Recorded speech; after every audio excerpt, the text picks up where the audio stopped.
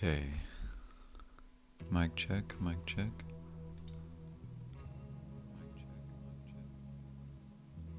I think we're good.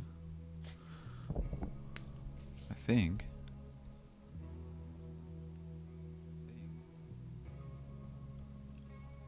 I sound fine to me. But I don't know about the music. That'll have to be determined by the viewers, like you. Da-da-da-da.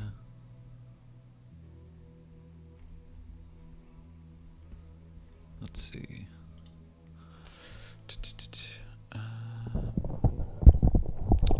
Gotta do some typing. Twitch.tv _Yahoo. Oh shit, that's not correct. Wander Yahoo _games. There we go. There we go.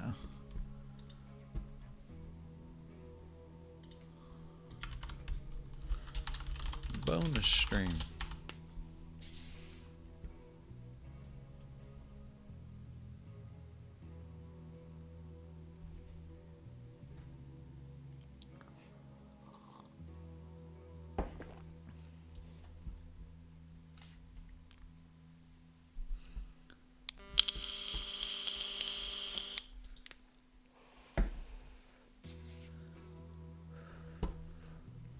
Ah, Dorito.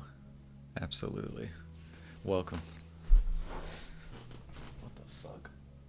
There's a cockroach at my desk. That's a problem. Oh shit. Fucker. Come here, you motherfucker.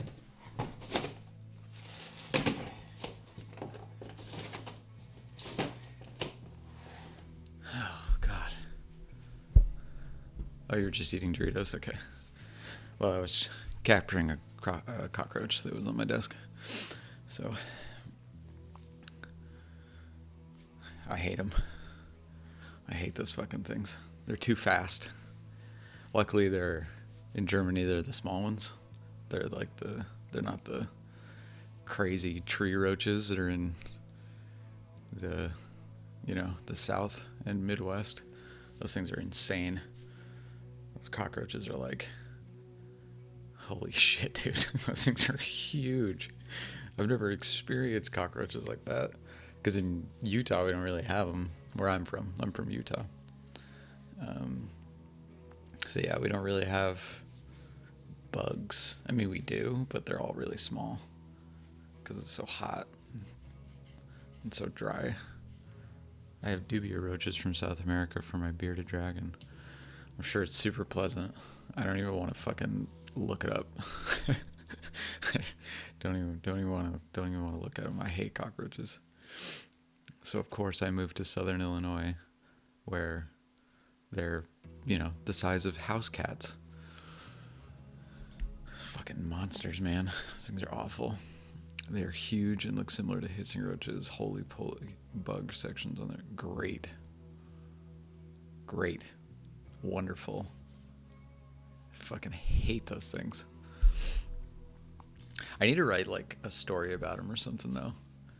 Pinkney had a great bit of advice when he said, like there was a question in one of our workshops about, because we were supposed to write horror for October. And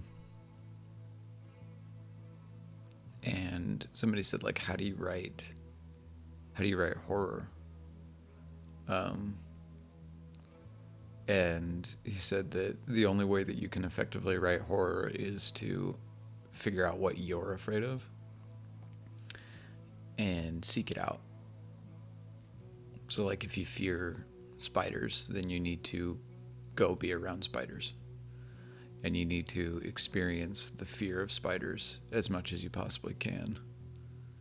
The unfortunate side effect of that, though, is that you're kind of, engaging in like cognitive behavioral therapy where You know, the more time you spend around something, the less you fear it.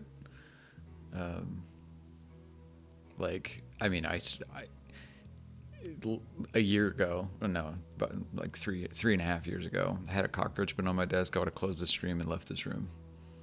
There's no way, because I hated him so much. I was so afraid of them. But now it's like I've been around him so much, so it's like I hate him still. I'm still scared of him, but yeah, it's just kind of an interesting thing. Like, if you notice something that really gets you, really gets you freaked, you should investigate it and write about it. Tell a story about it. I mean, not necessarily write. If you want to make a horror game, make a horror game with no writing. It may just be the niche I like, but since I write cosmic horror so much, I think it stems from lack of control over the universe. Yeah. Well, I mean, that's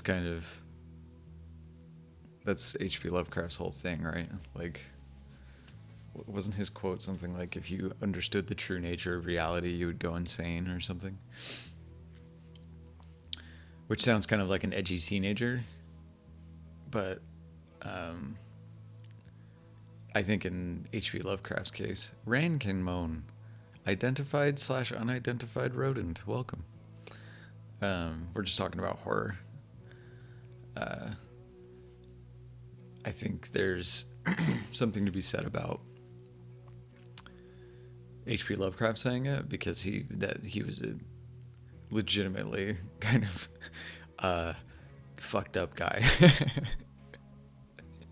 So when he says it, I believe it more. But I think that, like, what Lovecraft did so well was he just understood the nature of not understanding, right? Like, not understanding the monsters, not seeing the things, right?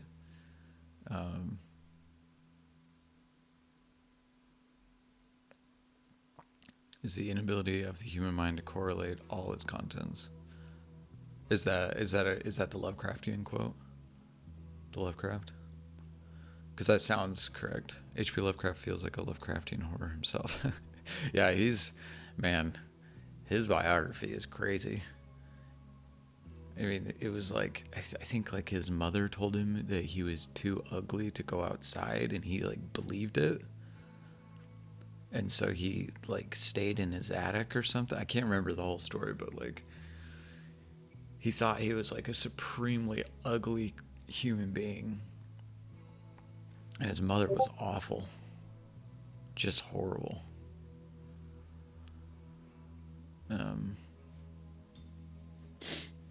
And yeah, I mean, he was like, super racist. And yeah, xenophobic, yeah. And he was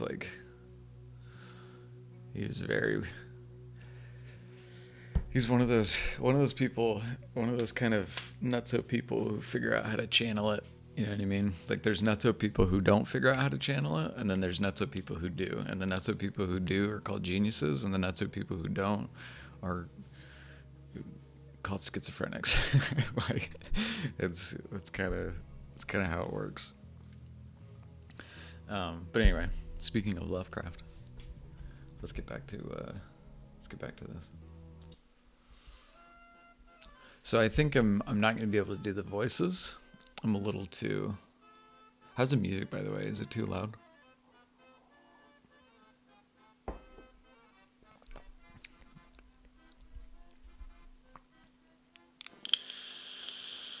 Music is fine? Okay. So I don't think I'm going to be able to do the voices so much today. Partially because it's 8 a.m. where I am. So, but my mind is sharp. I drove a few miles and parked. As the young waitress said, "Pizza time, pizza," greeted me politely, and with enthusiasm I followed the waitress and made my way to the table as the scent of freshly made pizza, garlic bread, and lasagna permeated my senses. It's 1:20 a.m. here. Yeah, I know, that's why I was like, shit, I don't think he's awake, but I'll try anyway.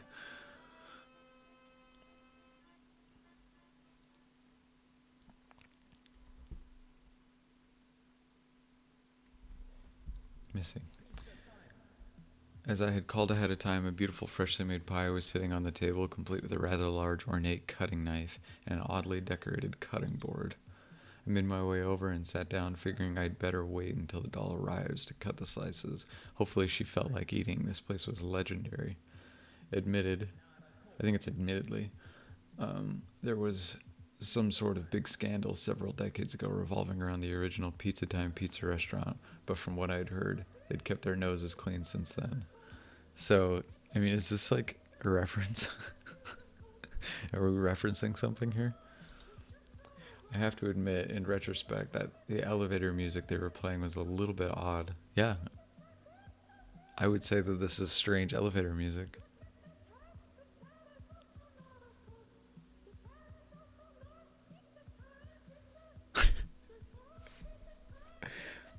It's a reference to Alex Bale's Pizza Time pizza alternate reality game. Oh, okay. I thought you were referencing a different pizza thing.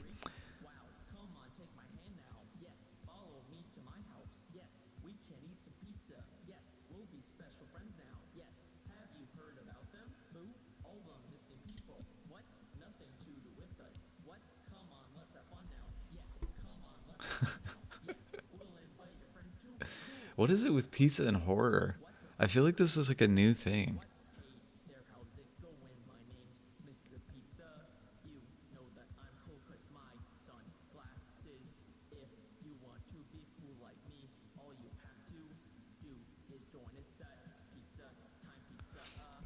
There's something very internet about this. It's like I've been waiting for this for a long time, which is narratives which are born from internet culture. I have to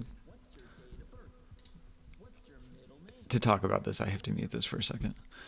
Yeah, I'll watch the Pizza Time pizza videos because I've never heard of this. But like, I it, this was something we talked about quite a bit in the MFA, particularly Pinckney and I, which is like, there's a weird thing when you read, like, go read any modern day literary magazine, like literally any of them, even the famous ones, Paris Review, New Yorker, or you could go read some of the smaller ones like Driftwood Press, or you could read Agni, or like really famous but niche famous literary magazines. They're filled with stories written by like people who have degrees like me, right?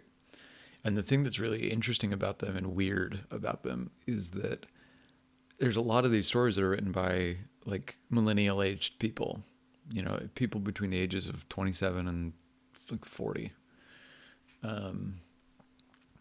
And what's weird is that all of their stories are written, literary stories are typically written in modern day, right? They're typically written in like modern time.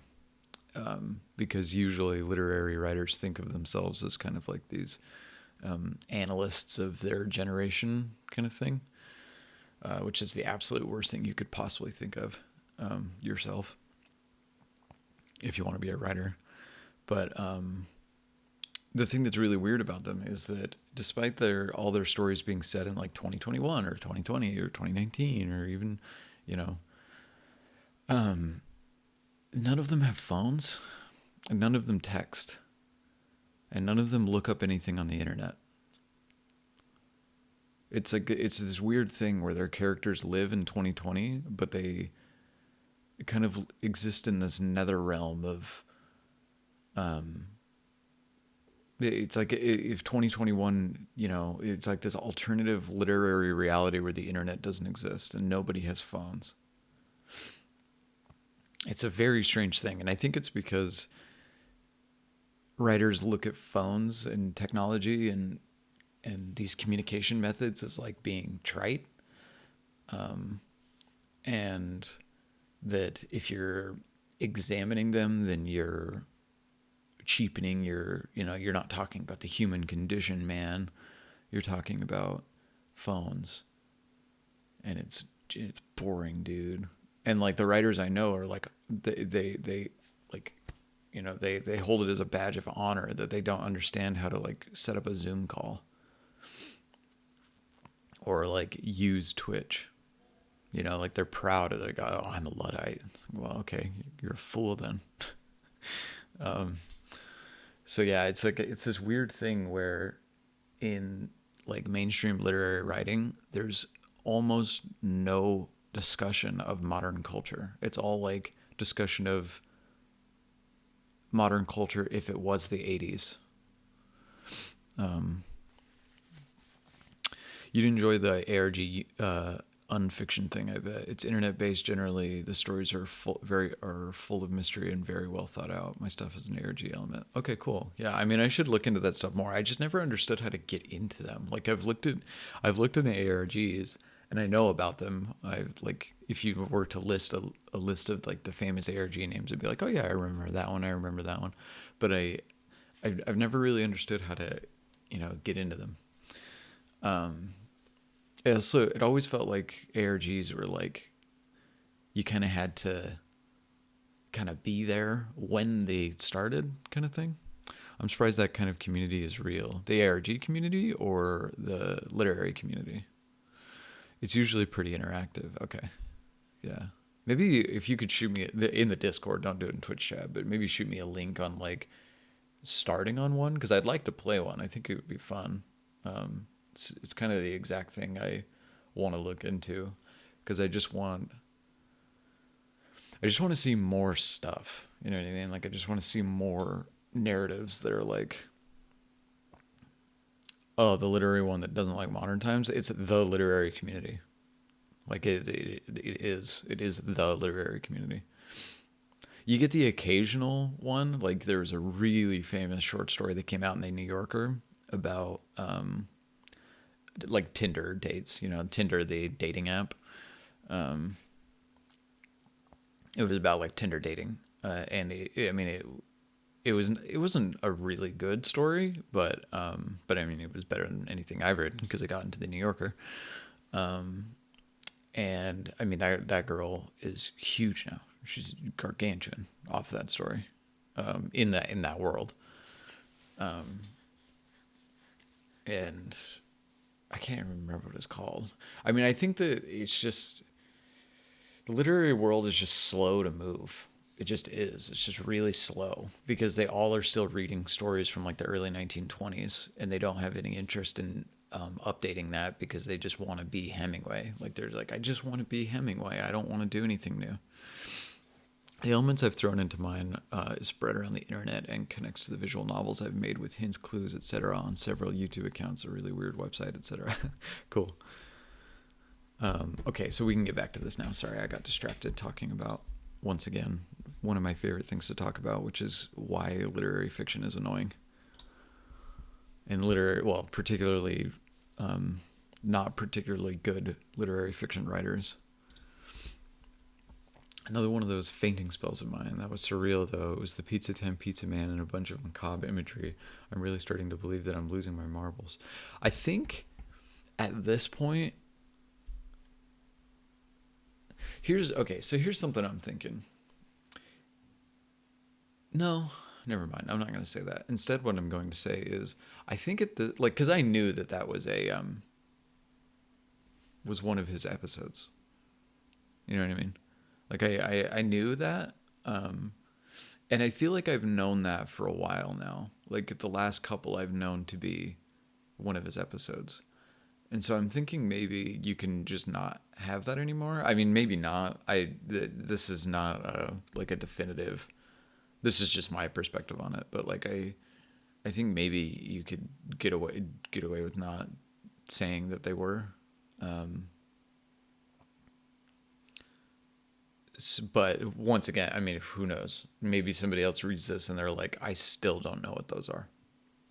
Like I got to the end of the narrative, I replayed it, and I never knew what they were, even though you explain it literally after every single one. So, yeah, I mean, for me, it's like one explanation, I'm good for the rest of the narrative. I know what they are, especially because they're really consistent. You know, like they completely halt the narrative. They take away your control. You know, like you can't click, you can't do anything. They're always weird. So I can kind of, you know, I can put it together that they're all part of like the same experience. I waited a bit longer, ignoring my ravenous hunger pains for a bit until you know who finally showed up. Good to see you again, Mr. Rivers, Nebula Saffron said. I hope you're hungry. There's plenty to eat. Famished, actually. I've been running around all day. I still put up those little missing posters everywhere. Don't you worry at all. We'll find him. Do you really think so? It's been so long since he's disappeared.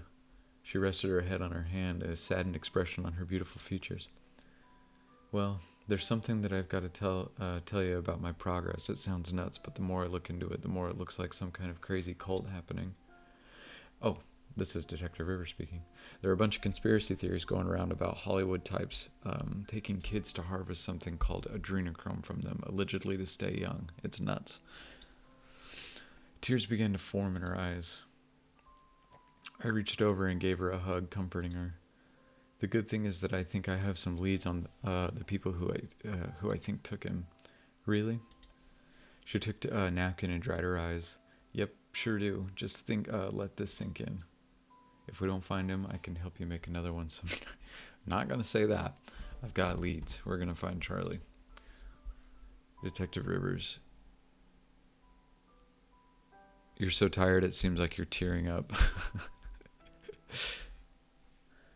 You're the best. If it's not too forward of me to ask, would you like to go out dancing with me sometime? I love the confidence of characters in fiction where they're talking about her missing son and she's like, do you want to go dancing? I had a thought. Oh, Rinzai. I didn't realize that you had said that. Welcome, Rinzai. There was a thing I was going to say.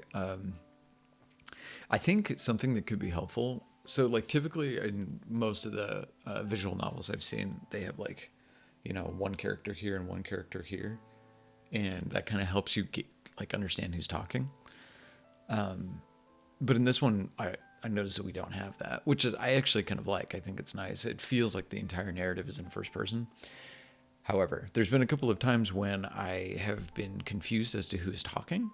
And I've, you just noticed that like a couple minutes ago. So I think maybe like just changing the colors of these could help for a couple reasons. One, I think that they draw the eye better than just having the white text. Two, I think if you were to keep I meant to do that. I have effects where I can highlight the character themselves. I see. Okay, cool. Yeah. So I was thinking of, just something like that. Like if the main character was green or something, and he was always green. That way, because then I just associate green. Main character's green. Anytime I see green in my peripheral vision, I know that the main character's talking. You're the best. If it's not too forward of me to ask, would you like to go dancing? Absolutely, sounds good to me. We can make another child. She smiled, both hopeful and relaxed. This would be a new beginning for her. Again? These spells were hitting me more and more now. That was actually one of the scarier ones. What's so funny? These spells were hitting me more and more. Oh, if this kept up, I was going to have to wind up locking myself in an asylum.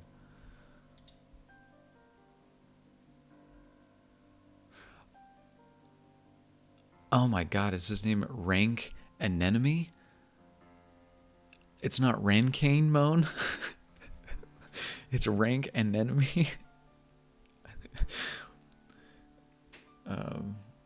We sat around and ate and talked and ate some more before she left. The waitress brought me the damage on a receipt, which I paid with a credit card. Okay, this is a cool thing I get to talk about. She acted sheepish when she gave me the receipt back after payment and scurried off. I would soon find out why. Here's something I get to talk about that's pretty fun. Okay. So in narrative writing and fiction writing, there's kind of a hard and fast rule, which is that you do away with all pleasantries always, unless there is a extremely specific reason to do it, right? So like, what do I mean by this? So there's a rule in dialogue, which is, it's called the pizza rule, or the pizza order rule, which is that you leave out anything in dialogue,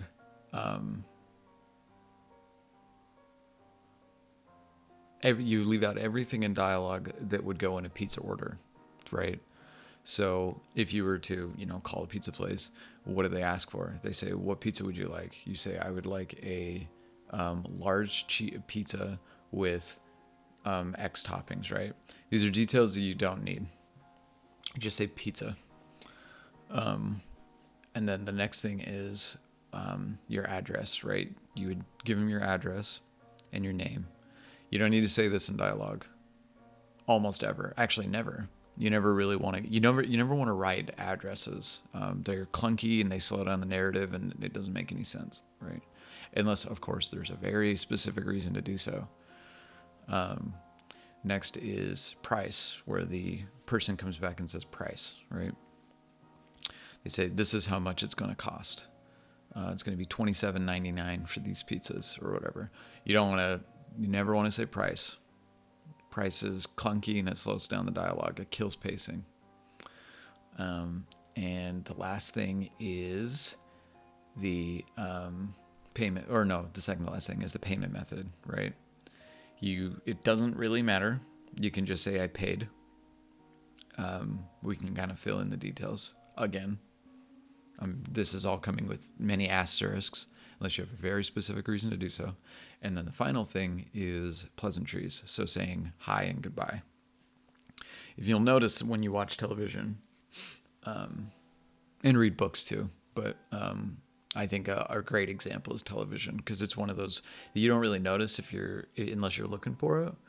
But in television, characters do not say hello or goodbye ever when they're talking on the phone or in general, but they never ever say it when they're on the phone. They're never like, I need you to get to downtown 4th Street, next to the sandwich shop, and bring $15.99 with you. Okay, goodbye. They just say, get to the center of town, click. That's all they say, just center of town, click. No goodbye, no hey, how's it going? They just go, are you here? Get to the center of town, click. You think it varies? How does it vary? I've never realized, but you're right. Yeah, characters don't do it. They never do it, ever. Like and scenes never end with characters going, I'm glad we had this conversation. I'm going to head out. Okay, see you later. And shake hands and, okay, yeah, see ya. And then close the door. It never happens. It ends on when the interesting stuff is over, the scene is over. I'm pretty sure Breaking Bad has has more realistic text. Well, I don't think realism is a good reason to do something. First of all, I don't think stories are realistic in general, nor should they strive to be. I think stories are kind of like, they're not what is true, they are what should be true. You know what I mean? Like, it should be true that we don't have to say goodbye at the end of every telephone call. I would love if I could do that. If I could just go, yeah, Mom, I'm glad work's going well. Click. You know what I mean? So yeah, it's one of those things. Now, once again, of course, like I said, there are asterisks among all of these, right? And when you are including these things, there are always reasons for them in the professional fiction world. It'll depend upon the character. Right, yeah. So like, let's say you're introducing a character, right? Like Walter in the beginning of Breaking Bad. It might be an okay thing to do, to have him say, yeah, honey, Yeah, no, okay. Yeah, I will. I promise. No, I promise. I promise. I will. I'll be there. I'll be there. I'll be there early. I promise. Okay. Okay, I love you too. Okay. Okay. Okay. Okay. Okay, goodbye. Goodbye. Click. That's a great way to introduce a character in the beginning, right? To introduce a character. Now, if you were going to have him talk on the phone like that every single time he talked on the phone, it would be a nightmare. It would be a nightmare to sit through. I mean, what is that, 30 seconds of me doing that? But if you want to introduce a character like that, that's great. That's very characterizing, right? Because that means like you learn everything about that character through that 30-second little introduction. Because he would just be like, he would, you know that he's kind of, he's beaten down, right? He's timid. He's like he has issues with his marriage. Like you know a lot of things about him just by the way that he ends that phone call, right? Now, the next scene, you better not do that because that's going to be really annoying to an audience. But it's a great way to introduce a character. He wouldn't be Heisenberg, yeah, right. It'd be Al Bundy from Married with Children, right? And the entire narrative is about that. The entire narrative is about Al Bundy and the folly of like modern marriage. You know what I mean? It's the whole subject, the thesis of that show, of that story is that. Whereas like I think a lot of people are like, yeah, this is my urban fantasy narrative about kids who go to a magic school. But it's not Harry Potter. They use water bottles as their wands. And yeah, so I'm just going to have him call his parents real quick and say hi and goodbye at the end. It's like, what? The story isn't about that. It's not what the story's about.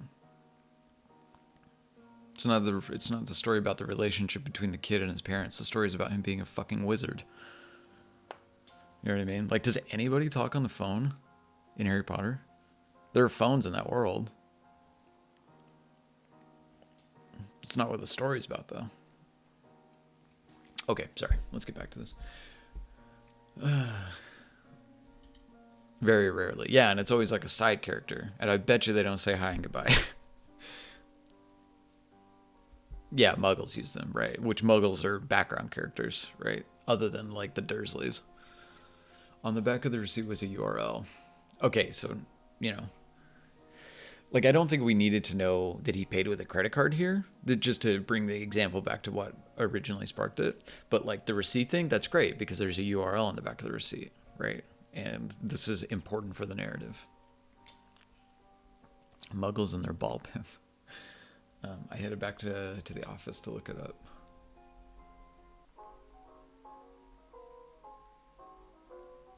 I keep thinking that this is going to turn into something. I looked up the URL. It took me to an auction website. The auction was for a pair of shoes named Charlie Shoes for 2,000. What the hell? They're auctioning children? Oh, what the hell? I decided. I clicked on the Buy It Now button. Suddenly a new page popped up asking me to enter my payment information and my phone number, which I did. Yet another page surfaced telling me to call the Waylay Enterprises phone number. I took a deep breath and picked up the handset of the telephone.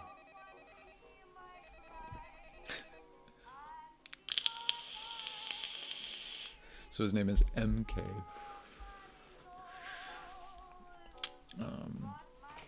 Robotic voice picked up. Authorization confirmed. Your prize will be located at 296 Innsmouth Street. Innsmouth, huh? Interesting. Thank you for using Waylay Enterprises. Click. I ran into my car, packing my pistol, my phone, handcuffs, and a pocket knife. I made my way to the location. As I was close to arriving, my cell phone rang. I could hear Miss Saffron on the line, though it was distorted. Help me. They've got me someplace on Innsmouth Street underground. Oh, God. Sorry. I quickened my driving, pulling up to the building and running to the door. The place was old and clearly abandoned, and yet entry was unlocked. The sparse, empty warehouse-like room seemed musty and uninhabited, and the faint glow of candles lit the walls. A trapdoor on the floor was visible, so I quickly flung it open, running down the creaky wooden steps. Wow, this is heating up real quick. What I found bewildered me.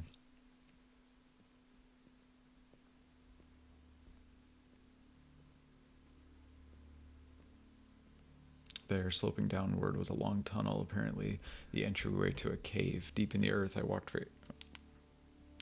Sorry, I was checking to see if my wife texted me. She's on her way to work, and sometimes she says one more, like, goodbye text. Lol, I throw Easter eggs in a lot. Yeah. I almost bought that book the other day. Because I'm looking for a novel that's like Bloodborne. And the unfortunate reality is that I'm just going to have to write it. Because there's nothing like it. There's nothing quite like Bloodborne.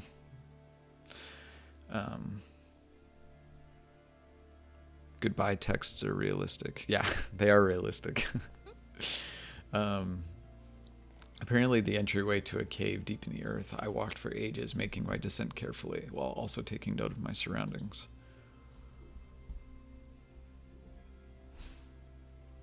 It's cool.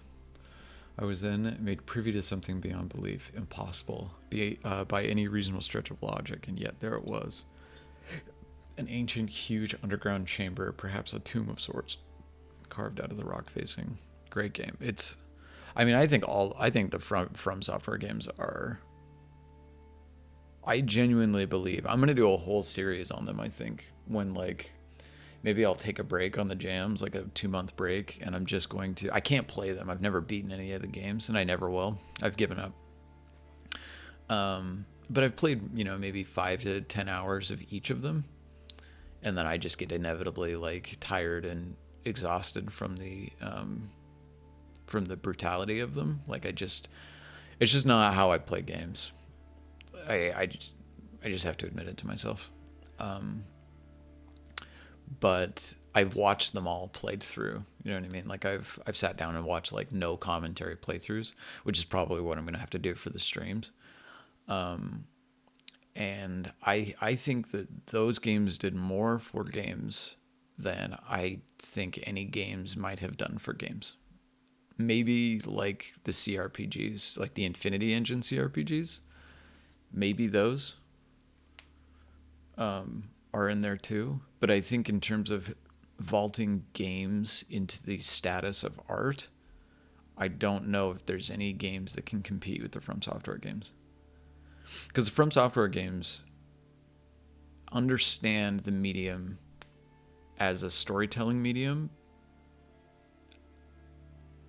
better than anyone. And we'll talk about this more. We'll talk about this when I'm actually streaming them. But just know that I think Miyazaki and co are genuine geniuses. Like, we are in the midst of genius. And like, I think gamers are talking about it enough, but I don't think the art world is talking about it enough, is what I'm trying to say. Like people talk about George R.R. Martin, and I'm like, but have you looked at the narratives of those games? Like, they are utterly breathtaking. Anyway,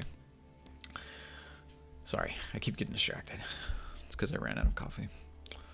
Soft voices doing some form of chanting were audible in the distance, and that shook me to my core, as some of them sounded like children. I shook it off best I could and pressed onward. Honestly, I'm a weirdo about games. I like visual novels and open world games, especially space exploration trading games like Elite, which started with Elite and continued with Wing Commander Privateer. I mean, I have 1,000 hours clocked in Elite Dangerous. I finally had to stop playing. I was like, I can't do this anymore. I love that game, but after 1,000 hours, I was like, I can't do it anymore. And yeah, I mean, with From games, it's like, I love that they're punishing. I love that you lose your experience. I love that that the game has a no bullshit approach, and it just kills you over and over and over and over and over again. I love it, but I hate it. And I will never beat them. Never. It's never going to happen. I just don't have that. I'm not skilled enough. I can't do it. It's just not in my DNA. I don't know. Like, I've tried and I've tried. I own every single From Software game. I've tried to play them all. And while I respect what they're doing, and I think that they shouldn't change what they're doing, like maybe they could add some accessibility options, like, bigger text. Like that seems like an obvious one, which I think all Japanese games are pretty at fault for this, right? Like not having text resizing options and stuff like that. But this is just a pure player skill thing. Like I don't have the patience to get good. I just don't, and I never will. So if I'm ever going to beat those games, it's going to be from like playing them offline and heavily modding them so I can't die. Because like even when the narrative bakes in that you die, it still kills the immersion for me. Like it kills it. It kills the immersion for me. And it makes for like a wholly unfun experience. But I don't ever want them to change it. I want them to maintain exactly what they're doing and never change their vision. Here's an example of a scene from Twin Peaks with lots of awkward telephone dialogue. Yes. Okay. Yes. Twin Peaks. David Lynch. Yes. For later, yeah. I mean, yes. But, yeah, it's David Lynch, right? Like, and David Lynch has and like I said, there's asterisks to all of this, right? Like, you don't ever say, like, you never say the price of the pizza. Yes, asterisks, asterisks, asterisks, right? Like, you never say hi and goodbye in a phone call. Yes, asterisk, asterisk, asterisk, right? Like there's a very specific reason, even though David Lynch says there's no reason, there's a very specific reason why he's doing it. Also, let's talk about this real quick. So there's a bunch of rules in writing, right? There's a bunch of rules like scene construction, the fractal way you develop a narrative, negative to positive, positive to negative, right? Character construction, what you should have in dialogue, phone calls, never say goodbye, never say hello. Like there's all these things. And then of course there's a cajillion examples from like many famous writers in which they do that exact thing, right? There's always going to be that, always. But the difference is that these writers know these rules and they know why they're breaking them. Right? So there's a difference between somebody who's breaking rules and doesn't know that they're rules and they're breaking them accidentally versus somebody who knows these rules and is breaking them intentionally. Right? You can always see it. You can always see that, like, the mark of amateurish writing is one in which or non-professional writing is one in which the rules are being broken accidentally. Right? Like I say all the time, don't use exposition. The story that I'm writing currently has a lot of exposition. And that's because I'm trying to get through this part of the narrative faster than I think warrants description, right? I'll post something I thought about last time. It's about music, though. It'll be on the server. Okay, cool. Sounds good. Lynch kind of makes his own rules. Exactly. Like that's basically exactly what I'm saying, right? Like Lynch knows that you're not supposed to have awkward telephone dialogue. He knows that. He's not an idiot. But he's doing it for a very specific reason, right? Like, he does it because he knows that the awkward telephone dialogue paired with the weird fucking music and the strange, like, it's all to dial, yeah, exactly, to make things more bizarre. It's all to dial up this, like, dude, why are we watching this guy talk on the phone? You know what I mean? Like, you're watching it with somebody and then you look at the person you're watching it with, you're like, why is he talking on the phone? Still. It's been 15 minutes. And there's like the lilting, like music, it's like everything about that is set up to be very unsettling, right? To the point where he's showing you that, like, even a phone call in this universe is unsettling, right? So, like, there's a reason why you would break the rule. The difference is if you need a character to phone call somebody because they need some information about something that they're going to go do in the narrative, you don't have them do that. You don't have them do that unless you have a very specific reason why you're doing it, right? So that's I think that's kind of the the punctuation mark on that. Anyway, I couldn't believe the strangest that lay before me. God, at this rate, I'm going to be finished when it's like 4 a.m. for you guys. It was a giant face bearing a tormented expression. The imitations of human anatomy were perfectly chiseled from the rock facing, and the peak stretched at least 50 feet high, I surmised. This is a really cool model. Terror continued to weigh me down, but my fear for Miss Saffron and her beloved Charlie compelled me to press on. Oh, dang it. I should have paused there. This is really cool. The color likely drained from my face as I witnessed the behemoth that stood ahead, a staggering double door, if one could call it that, standing well over 100 feet and bearing the bizarre monstrosity upon the surface. I have to go to class. Bye-bye, everyone. Have a good stream. See you later, rank anemone. Now that I know your anemone, now that I actually know your name, Rain Kane Moni. Unbelievable that I said that for like weeks. Let's see.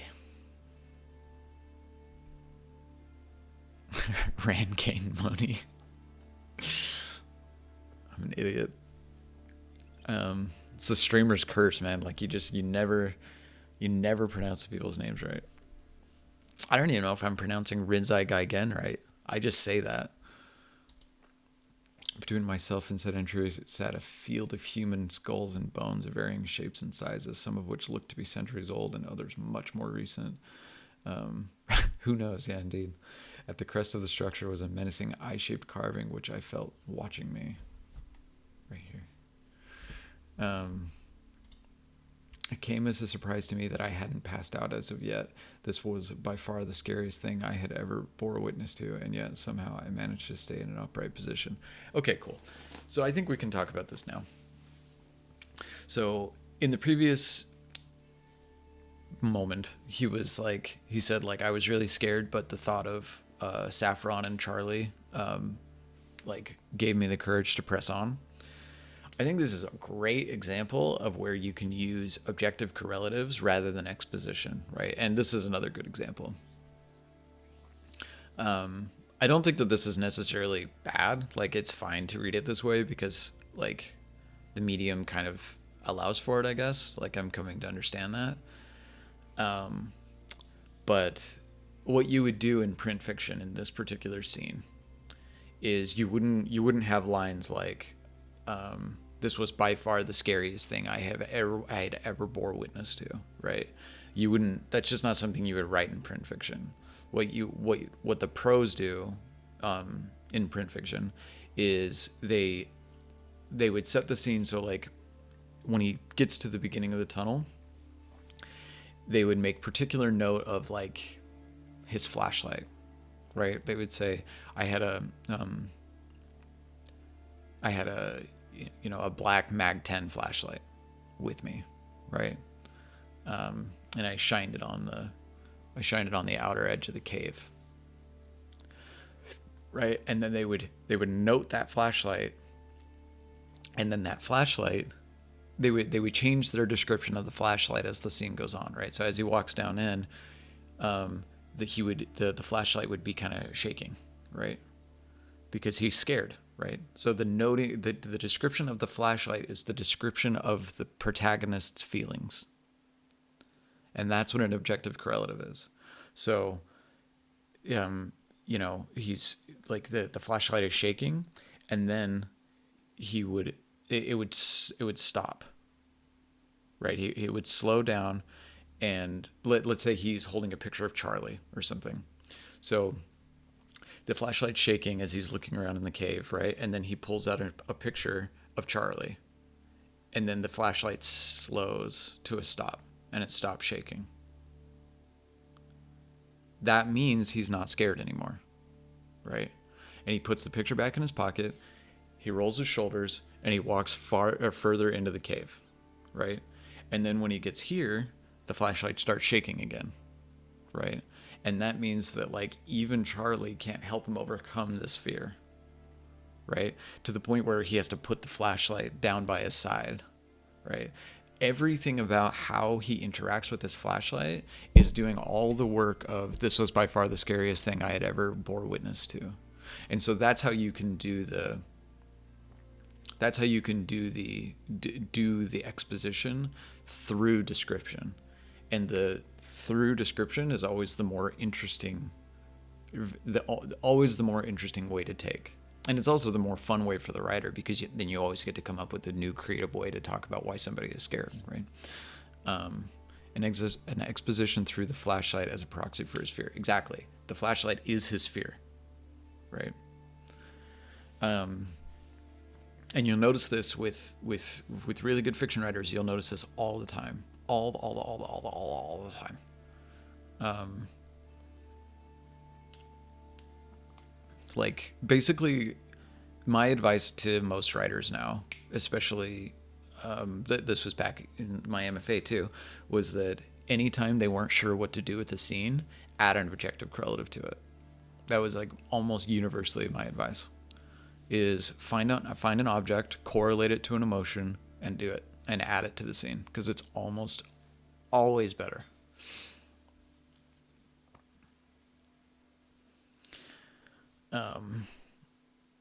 So yeah, that would be my suggestion here. And the thing that's really cool about games, and this is something that I would be really, this is the kind of thing that I think make position games in such a perfect place, is that they can use mechanics to do the objective correlative, right? So like, let's say in this game, if you moved your mouse around, it would shine light on stuff, right? Now imagine that when you are in the cave and you were moving your mouse, it didn't quite aim exactly where you wanted it to aim, right? Because it's representing the character's fear, right? It's the same thing with like in like the sad moments of a video game narrative, and you're holding down the left thumbstick to run, and your character just kind of slowly walks, right? That's like that's an objective correlative for the state of the character, right? It's a mechanical one. It's a ludic objective correlative. Whereas most visual novels would be scared. God, I'm terrified. This is a giant cave. Did I mention it's a giant creepy cave? Yeah, I mean, it would be like, I just got here 2 minutes ago, but yeah, I've never been so scared in my entire life. It's so dark. The black, it's like the color of darkness. The darkness black was as dark as any dark could ever have been. But the entrance to the cave was 5 feet. How dare I be so scared? I can't believe it. I've never been so scared in my entire life. Oh my God, it's fucking brutal. So that's why I said this isn't that bad. It's not as bad as I would, or I mean, I don't even think it's bad, but this isn't like upsetting, you know what I mean? Versus the most visual, or basically all visual novels that I've read, which are, other than like Rinzai and Chris Safran, which are like, oh my God, it's exhausting. It's fucking exhausting to read them. Okay. A large block jutted out from the surface, apparently triggering a mechanism of some type, which would likely open this doorway. Gathering all of my strength, I forced it, and a giant click echoed through the chamber. It really is exhausting. Yes, I do. I would say that I am very much pleased with the visual novels submitted by you two. Like, I can't be mean when I'm, analyzing games, but yeah, let's just say visual novels are not like the ones I'm super excited to do. Mostly because they're just too damn long. Like, that's why I want to do, like, for the next jam, I want to make a restriction that's 10 minutes, or no, the theme is 10 minutes and the restriction is one scene. Because it's just like, I feel like I have to spend so much time. That's why I wanted to do a specific stream on this one, because I felt like it warranted it. Like, it was clear to me looking at the screenshots and all that it would, like, there was a lot more work put into it than I think your average, like, visual novel game jam submission. So, but like in general, I'm just, oh God, I can't. Your visual novel takes an hour and a half to read. Not this one, not the one I'm doing now. I mean, in general, like, it takes an hour and a half for me to read it. And there's not a lot for me to talk about, I quickly stepped back, just narrowly avoiding being squashed by the double doors, which slowly opened outward. Narrowly avoiding being squashed by the double doors, which were slowly opening. I guess I kind of see what you're going for there. Like, it's like a slow, like the doors are slowly opening and he kind of just like barely moves out of the way. Not because he's like, oh my God, I almost got squashed, but like just barely moves out of the way. Almost like because he's curious. That's how I'm reading it anyway.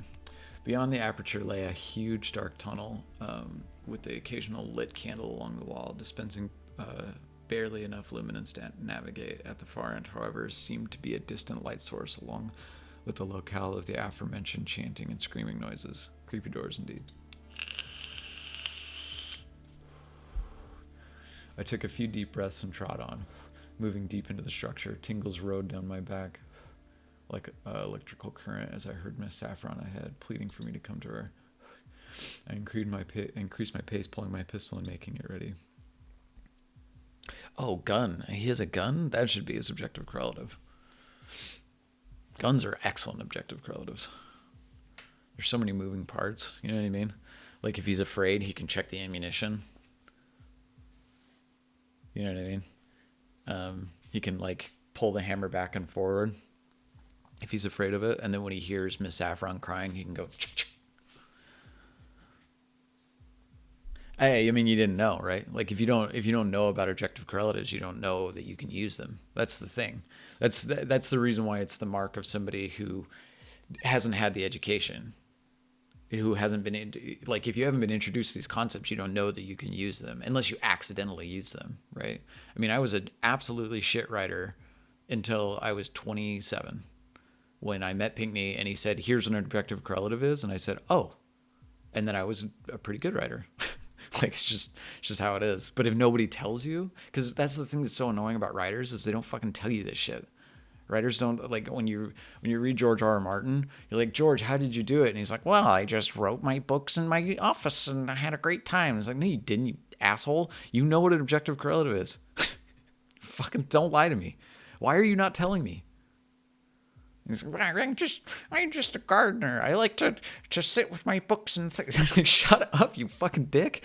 I know that you're a liar because you know what scene structure is, and you know what chapter structure is, and you know what objective correlatives are.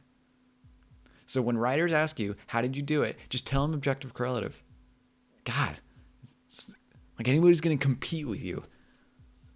I hate this about writers. It's one of my least favorite things about writers is that they don't tell you the things that you need to know to be a better writer. Like there's this competition at who can be the best writer. And none of them are fucking famous anyway. He's a magician. Writers aren't magicians. They're fucking blacksmiths. They're blacksmiths. They just pretend they're magicians. It's the same thing with cooks. Like when you watch like the super arrogant chef shows and they're like, cooking is like, it's part of my calling. It's like, shut up. You just know it tastes good and you know how to put it together. If you were to tell me how to do it, I could do it too.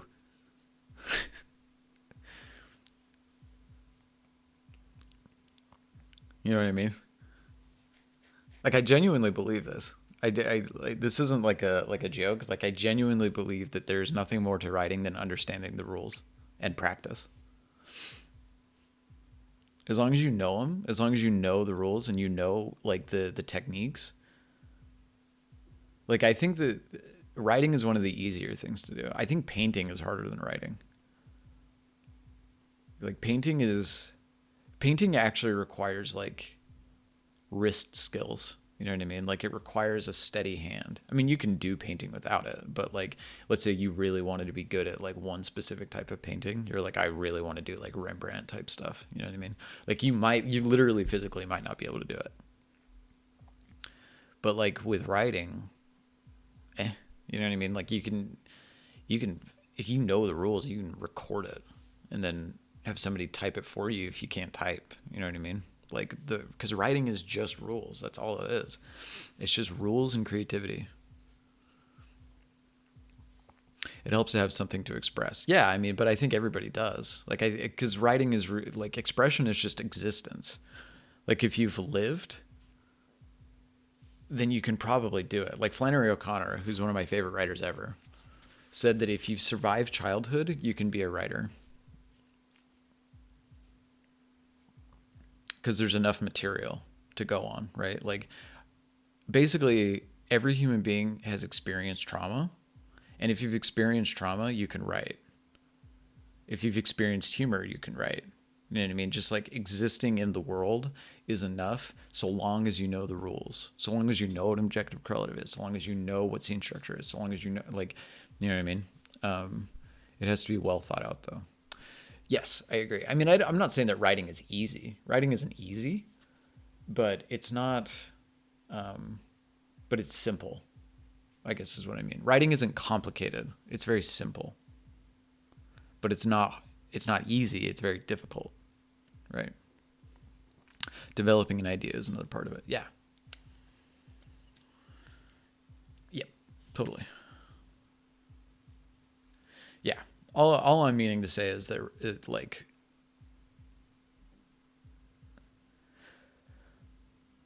I think if a 10-year-old knew what an objective correlative was and knew what scene structure was, the 10-year-old could probably write a pretty good story. I don't think a 10-year-old could paint Rembrandt. You know what I mean?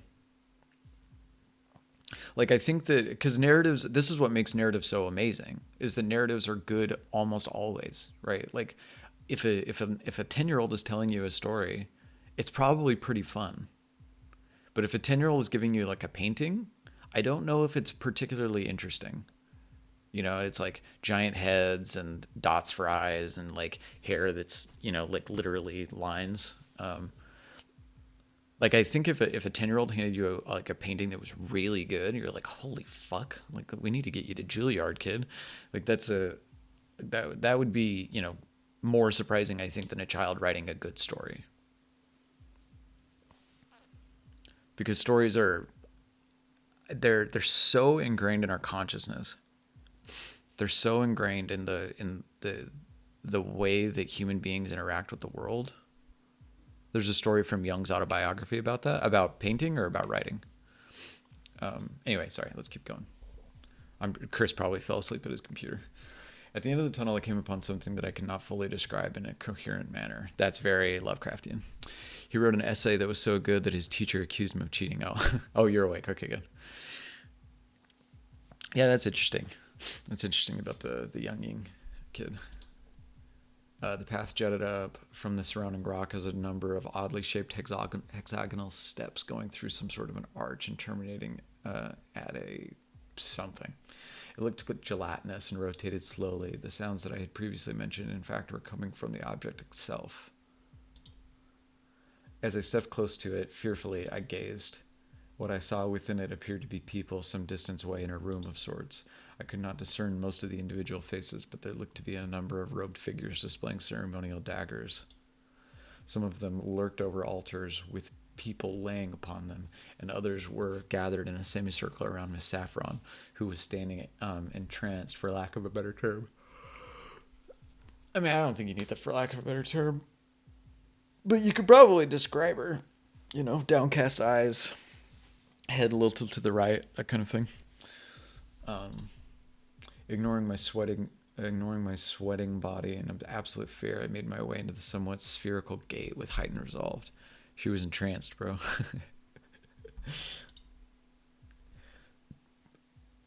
Yeah, entranced is like one of those descriptor words that can kind of be broken out. Oh, shit. I'm not certain what I bore witness to that day, but I can't close my eyes or go to sleep without seeing a shape, a form so strange and frightening that I can't get it out of my mind. To my knowledge, Miss Saffron and Charlie were never found. As I sit here locked in this asylum, I continue to have more and more frightening spells. Hopefully my days will come to an end soon, and I'll be granted mercy from these nightmarish visions and this guilt, this overwhelming sense of guilt. I got the bad ending. Why did I get the bad ending? Luckily for me, I saved a butter knife for dinner. From dinner. So like a suicidal butter knife? Bad end. I'm assuming that the good ending was we can make a baby together, Miss Saffron. Either Cthulhu.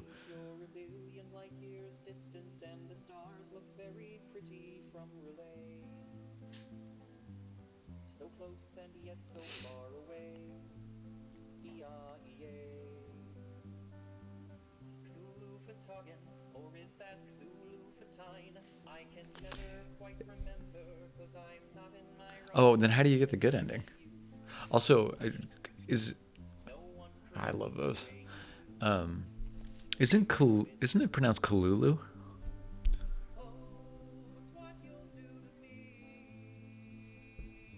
H.P. Lovecraft, David Lynch.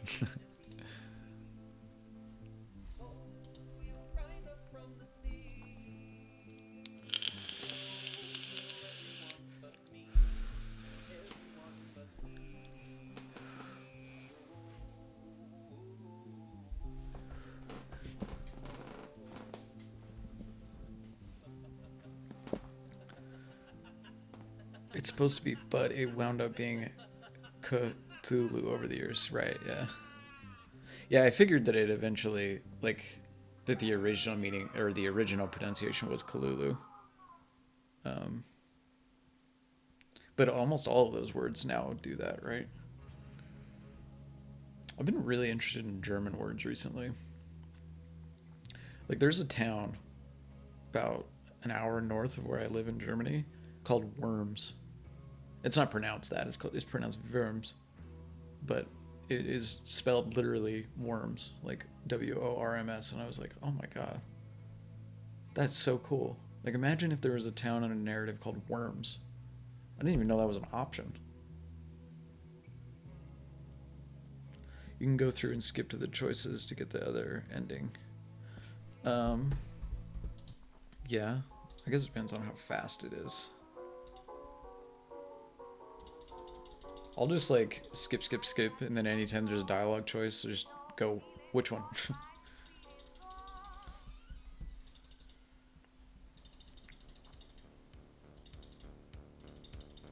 Click the gear at the bottom. Oh, there's a thing? Message skip, is that what it is?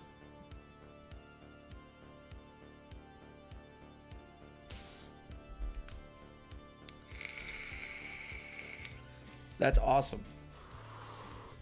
Thank you for putting that in. Message skip. That's great. I love this.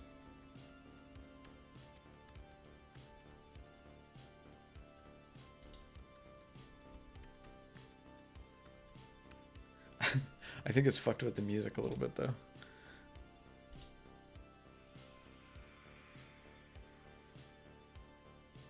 Okay, what does this say, by the way? It really looks like it says helping, things are not as they are. Message skip. Okay. So first choice, which one for the good ending? Help me, things are not as they are. Okay. Kids fan con. Okay, so this is good. This is for the good ending. Well, one of them for the good ending. Okay.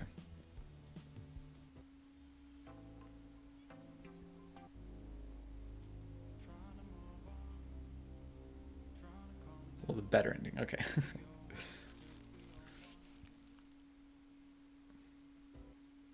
Okay.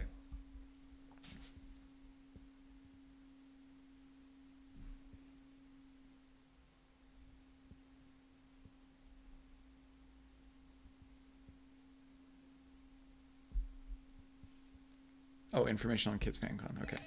I think I did the other one.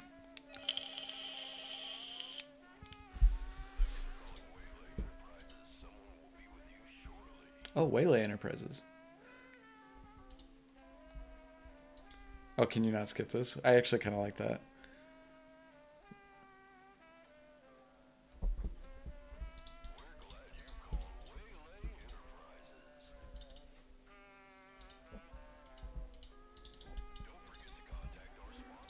Oh, I think it just did it. There we go. Car warranty. That's your voice? Okay. You did a good job. It's believable. It's cool. I like it. What was that about, an auction? I thought this was for a fan convention. We're sorry. Unfortunately, your phone number does not match our correspondence list. Please call back later.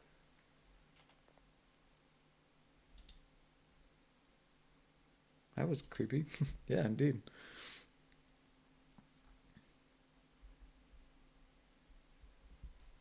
Okay, am I allowed to message skip now? Is that an option?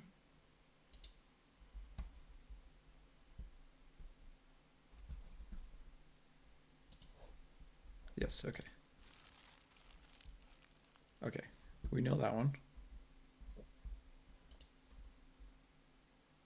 Because he got that from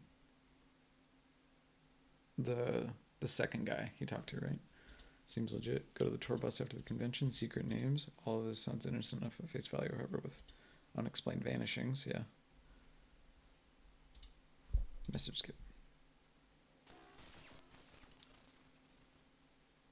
This is a new one.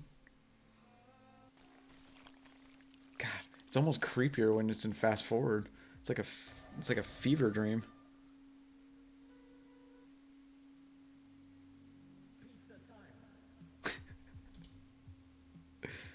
But once you get to the cave, you'll want to click the screen if you're skipping, so it will stop. Okay.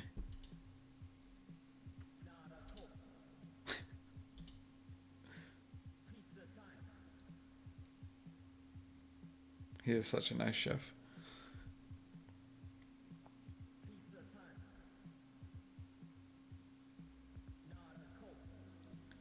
I'm very interested in this pizza as horror thing.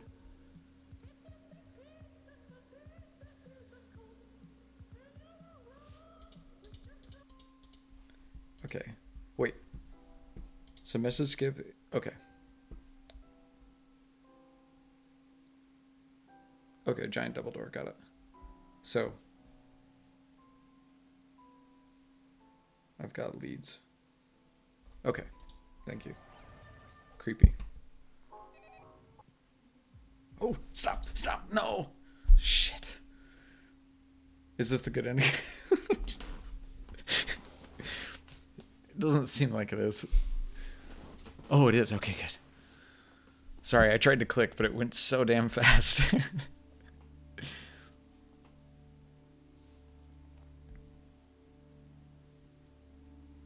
You're fine. Okay. Okay, cool.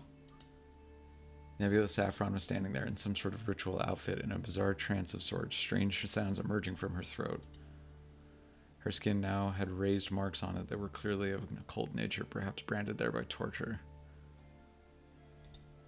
I pointed my pistol at the robed figures who had all moved behind her at this juncture.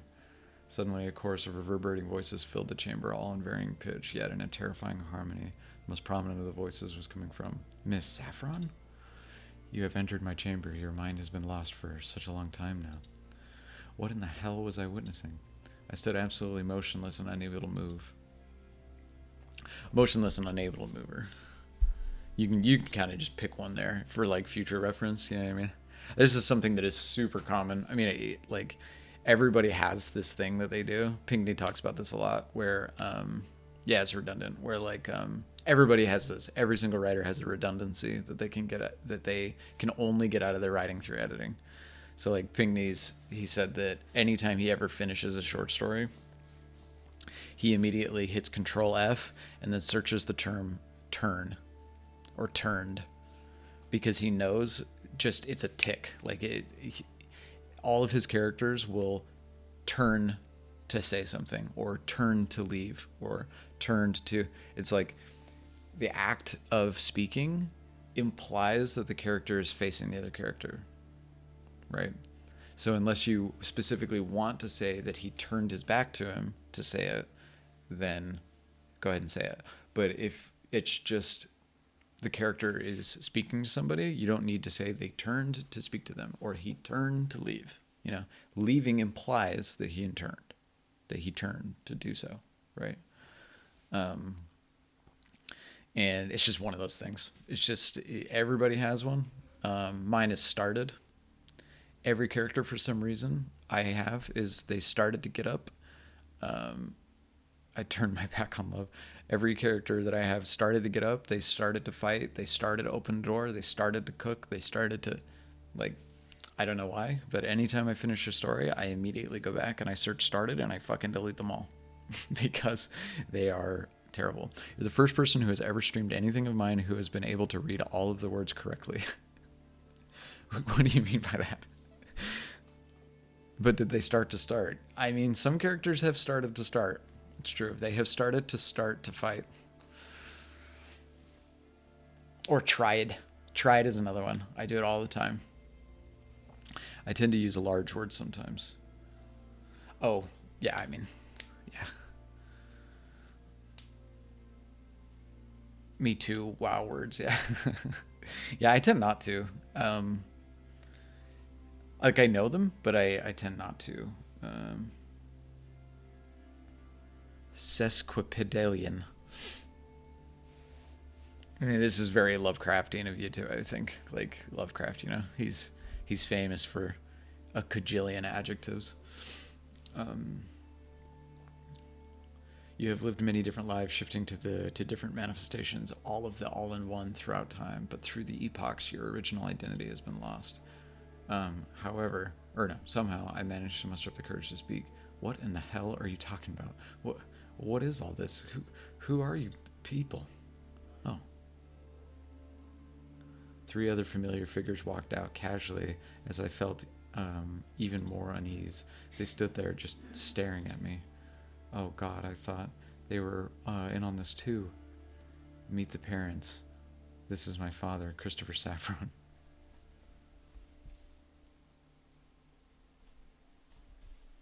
My mother, Cassidy Solaris. Their friend, Lynthania. What the Now. Oh, now. That'll be enough of that, and you won't be needing the pistol. Out of nowhere, my sidearm was suddenly gripped by something lurking in the shadows. A long appendage had yanked it from my grasp, and it loudly clattered upon the ground somewhere in the dark, foreboding distance. The others, with the exception of Nebulous, moved away back into the shadows, though I could sense them burning a hole into me with their gaze. Gang's all here. Indeed they are. This is an unsettling picture of Nebulous. You are one of the few humans to comprehend the true nature of the multiverse. You learned that you are a infinitely small facet of a much higher being, one of infinite knowledge and power. That entity is known as Yog-Sothoth, the name that it was recorded as in the original Necronomicon. It's also been called the All-in-One, conterminous with space and time and yet locked out of it. Wait, how did I know that? In your first life, you traversed space-time and met one of its avatars with the help of an artifact known as the Silver Key. You learned that all life forms are just minuscule facets of these greatest beings, gods, if you will, and you gained the knowledge needed to transpose your mind into another tiny facet of Yog-Sothoth. It's also been called one with everything on it. Wait, I remember now. I left my own mind and inhabited an alien creature on another world in the distant past. Due to not knowing how to get back to my own body, I became trapped in that creature's mind for many years. Does that happen in the narrative? I am forgetting now. Pizza pun, sorry. Oh, okay, I got it now. Correct, you finally got free, and then you started to amass more of an understanding, jumping from body to body across space and time. Until you became more of this than the sum of your parts. However, you jumped in this body, Detective Rivers, upon its conception, and you forgot who you were. So I'm assuming that these were This story connects to Through the Gates of the Silver Key by Lovecraft and E. Hoffman Price. Okay, gotcha. I see. So does it share character names and stuff too, or is it just kind of tangentially connected in that way? Like almost like a reinterpretation or spiritual sequel, as it were. You'll see. Okay, gotcha. Oh God, I'm starting to recall now. It's like there's a giant info dump going on in my brain. Welcome back, Randolph Carter. Tonight we celebrate your ascension from a mere facet to an avatar of Yog-Sothoth, like my father. I screamed as a flood of memories and awareness forced themselves into my brain, vomiting terrible knowledge within my mind. I'm seeing things that I couldn't before. I have more senses than a normal human. Oh God, help me. It was at that instance that I came to the realization that people in robes were actually the missing children who had taken the secret name in the book of the mad cult of the blasphemous deity Azathoth, the blind idiot god above all others. And those strapped to the altar suffering. Oh, sorry. I need another cup of coffee. Suffering and being tormented were the parents of those young ones.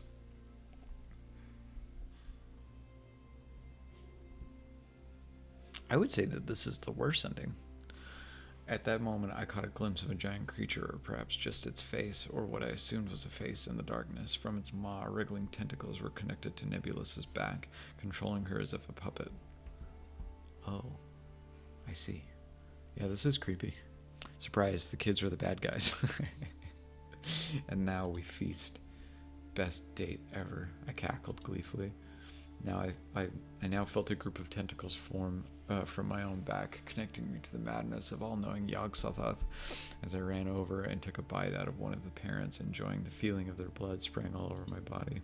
Ha ha ha ha ha.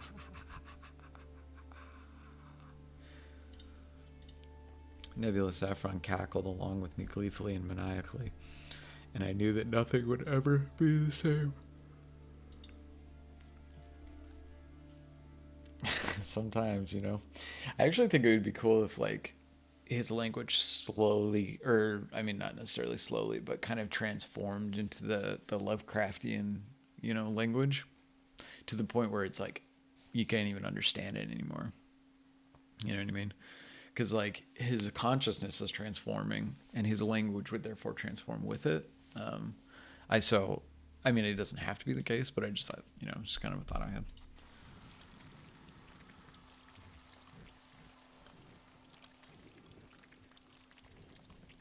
I thought about doing that after the fact. Yeah, I mean, yeah.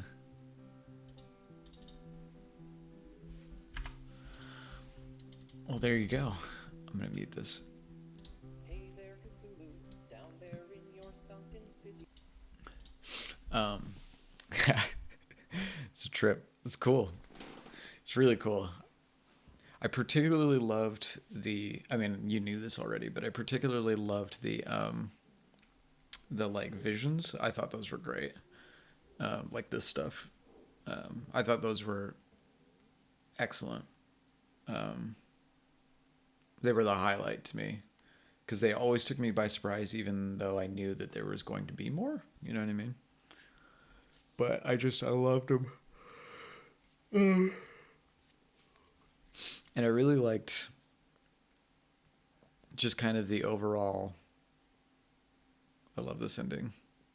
Yeah, it's great. The song is quite funny. I just had to mute it because I can't really talk with the lyrics. They're super distracting. But yeah,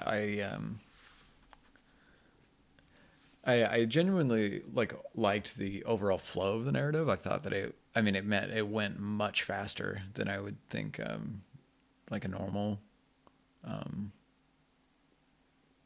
visual novel goes, which is a good thing, by the way. I think good narratives are fast narratives. But that's my personal opinion. I just think that the fast narratives are great. You know, like it means that I'm entertained, right? Because entertain is an old word meaning to. Oh, what exactly does it mean? I think it's to steal. To steal attention, right? To steal attention or something like that. I can't remember exactly. We learned it in the MFA. And so something that is entertaining typically goes by quickly, even if it isn't going by quickly, right? Like, I think one of the best recent examples is, now I know everybody didn't like the 8th season of Game of Thrones, nor did I, but there's one particularly amazing episode, which is the one where Arya needs to get out of King's Landing. Spoiler alert. But that episode in particular was awesome, because it was an hour that felt like 5 minutes. It felt like the most exhausting 5 minutes I could imagine, right? Like it's just amazing. It's an amazing episode because there's so much happening.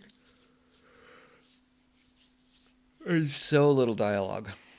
Like the story is almost all told through this amazing just visual landscape of like, and there's characters, you know, like there's characters that just exist in that episode, like the mother and daughter that the episode kind of tracks, but they never say anything. It's just kind of like you see them together, and then later you see them separated, and then you know.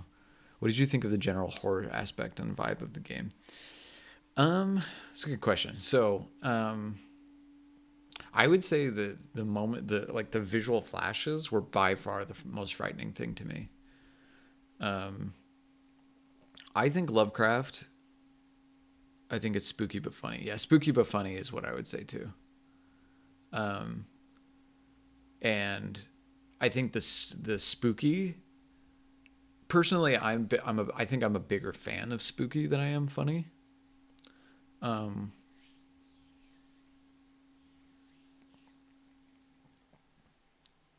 In things that I consume, I think I tend to write more funny than I tend to write spooky, which is it's like a problem that I have right now. Like it's something I'm trying to break out of because my natural default mode is humor. Like I don't know why, but like if I'm ever writing a story, I'm like, let's go into humor. And yeah, so I'm trying to change that about my own personal writing. But when it comes to things I'm like consuming, like narratives I'm consuming, I think I prefer spooky over funny. Or at least I want to be in the mood for funny. You know what I mean? Then again, I don't like the funny didn't bother me in this. Like it wasn't like I wasn't like, god damn it. You know what I mean? Like I'm terrible that it has humor in it. How dare he have humor? But like I think that it was pretty clearly intentioned to have some kind of humor, right? Like Detective Rivers is somewhat of a comedic character in my mind, where like it's 2021 and he's calling women doll. You know, it's like it's such an outdated term. It went with the character, yeah, yeah, right. Like he's clearly out of his depth. Like he's this dude that's been kicked off the FBI for failing a case, and now he's like trying to follow up on some leads into what turns out to be like, I would say beyond his capabilities. But I think that, and this was the thing that I was ultimately going to say. So, kind of my big takeaway from this narrative was that the horror moments, like the glitchy, the weird, like the sleep spells, those were awesome. They were my absolute favorite part of the narrative by far. Felt like there was a lot of love and care that was put into them. I felt like overall the dialogue was pretty good. I was happy with it because it wasn't, like we've talked about quite a bit now, it wasn't the like utterly exhausting visual novel dialogue. Same goes for the overall pacing of the narrative. I thought the narrative moved, It wasn't just kind of like, oh my god, we are still in this fucking castle. You know what I mean? That's so I appreciated that. Like I'm glad that the pacing didn't seem to suffer. It's a redemption story where he is redeemed by becoming the amoral monster at the end. Yeah, right. Which is funny because I called it, right? Like I called it at the beginning, like scene 1, I said, this is a redemption story. And it's all because of the structure of the narrative, right? And like the kind of the character trope. Like if the character is, it's pretty safe to assume that a noir character is a redemption narrative. It's either a redemption narrative or an anti-hero narrative. And the one thing that did stand out to me, and I don't think this is necessarily like a super negative, but I just feel like had we known more about Detective Rivers, I feel like a lot more of the narrative would have been paid off in a way I think that you wanted it to be. Like, I think that this is a very normal thing. Like, it happens with me all the time. It actually happened with my MFA thesis, like the cyberpunk novel I wrote, where like I got, 88,000 words into this novel, and I started handing it out to people for editing, and they were like, I don't know who this main character is. And I was like, oh. Because I had written 88,000 words of a novel, but I didn't write a first act. Like, I didn't write because I knew the character so well in my mind. Like, I knew Boot. That's the main character's name. His name is Boot. I knew him so well from just writing, I don't know, probably something around 200,000 words about him, that like in my quest to write this novel, I kind of just like forgot that people don't know him. And so I just left a bunch of shit out. You know what I mean? Like, I just left out the entire first act of the novel, which is one of the more crucial. I mean, all of a novel is fractal, right? Like, you can't not have a piece of it. You can't have a piece of it missing, because then it's not a fractal. So like, nobody could really identify with Boot because I didn't devote enough time or energy or effort to making people identify with Boot, right? Like, I didn't show Boot to be a character that people could identify with or like in any capacity, right? I just had kind of assumed that people would get it, And I felt a little bit similar with Detective Rivers. Like, I think that we could have known a little bit more about him. Kind of like what I said the last time I streamed it, where we could have, gone home with him, gone back to his apartment and learned some more stuff about him. And I feel like that would have done wonders for the rest of the narrative, because then we would have known, his particular fears or his particular stakes in the story, right? Like, it kind of just felt like he was following the narrative because he liked Saffron. Like, he was following the mystery. Like, she hadn't even paid him, It didn't even seem like he was doing a job. It was kind of just like, oh, I like Saffron. Like, maybe she'll bang me if I... But I sensed that wasn't... That was by omission. Like, we lacked the motivation for Detective Rivers to understand why he was doing what he was doing. And why he seemed so hell-bent on helping this woman, right? Like, he kept saying, like, the callings of Miss Saffron, urged me on. And I'm like, you're standing amongst a pile of skulls. And, like, I'm willing to believe that somebody would walk through a pile of skulls to save a woman, but she's effectively a stranger that he's known for, like, 48 hours. You know what I mean? And I don't really know and he's like, I got some leads. So I assume, and there's some stuff that is baked in there, so I'll read the chat in a sec, but I'm trying to get all the thoughts out right now. I assume that there's some stuff baked in there, like, he's being compelled in part because of the, the calling of these deities, right? Like, I forgot all of their names, but the Lovecraftian deities. So I'd imagine that, there's not quite as much free agency. There's not quite as much autonomy in Detective Rivers as the narrative presents, right? And he's being called forth by these creatures, these beings, which is somewhat evidenced by the fact that he has these strange visions, right? But I think that there are ways that you can make that more convincing, right? There are ways that you can make that, like, for example, let's say back in the original scene idea that I mentioned, where we go home with him, right? We go back to his apartment and the 7 Bibles thing, and he's looking at the Bibles, and then he has one of these visions, and the Bible's turned into some visual representation of the monsters, right? And when the vision ends, he's somewhere else, right? He's at a grave, and he doesn't know how he got there. Now we have an idea of how he can be compelled by these beings to be led somewhere, right? Because right now it doesn't. As these are, it doesn't seem like they compel him to do anything. It's just they're strange, like spooky headaches, Does that make sense? Okay, let's read the chat now.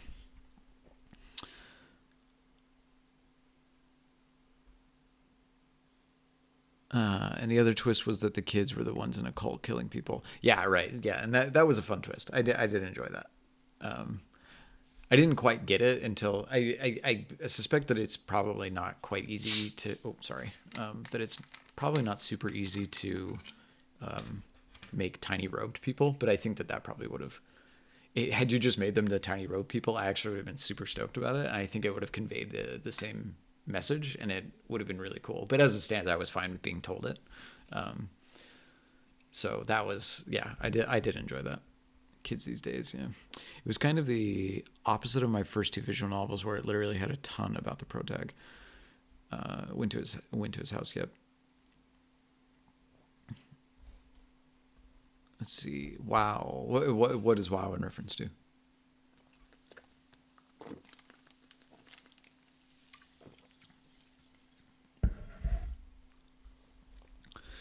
Let's see. So yeah, that's the that's kind of the thing I'm ultimately thinking for this particular narrative, and how it could be, I think, like the mention of him going home, the books, then waking up. Yeah, right. Yeah, like that's the kind of thing, because that's what I'm assuming, right? But this is all stuff that I'm assuming about the narrative, because I'm naturally going to be looking for motivation for why characters are doing the things that they're doing, right? Because motivation is like almost everything when it comes to a protagonist. I mean, when you think about the hero's journey structure, right? And we can talk about this now, because I think that this is a particularly good thing to talk about in reference to Monochrome, is that in a hero's journey, let me just lay out the hero's journey real quick. Act 1 is scene setting, introducing the protagonist, right? Okay, so famous example, Luke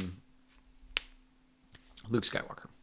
Luke Skywalker is introduced as a, like a moisture farmer. He's kind of whiny. He's not particularly interesting. I actually really don't like Luke Skywalker in the beginning of Star Wars. Like, there's nothing about him that I'm like, ooh, I like him. Like, he wants a life of adventure, but he's kind of a bitch. You know what I mean? So then, and he talks to his aunt and uncle, and he's like, I want to go. I want to join the Imperium. And they're like, no. And he's like, meh.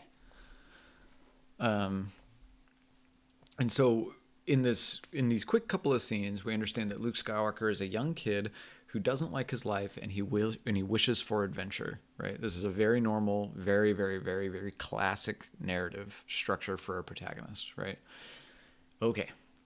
Now we get to the crucial thing in Act 1, like the most crucial thing, which is a character comes in and says, oh, you want adventure? Here it is. You can have it. You just have to do this. And the protagonist universally goes, no. They always deny it, right? They always deny the call for adventure at first. They always do. They always say, no, I don't want to do that. I'm a moisture farmer. I can't do it. I'm not a Jedi. I'm not strong enough. I'm not big enough. I'm not fast enough. I'm not talented enough, right? And the mentor character, or whichever character, or whatever the thing is that offers them the call to adventure, says, yes, you can. You just have to do this. And the protagonist keeps saying, no. And then the mentor / whatever character / whatever being existence entity is trying to get them to go on their adventure, says, all right, fine, whatever. And they fuck off, right? Now, then comes the next part. And this is the second most important thing. Maybe even arguably the most important thing. Maybe it's just that they're the same thing. Then there is what is called the point of no return, right? When you saw Chris Saffron turn into the blue humanoid in the glitchy library scene that tied into the other visual novels I've done, several of the characters are protags throughout the whole series, minus this. Yeah, right. Yeah. Mm-hmm.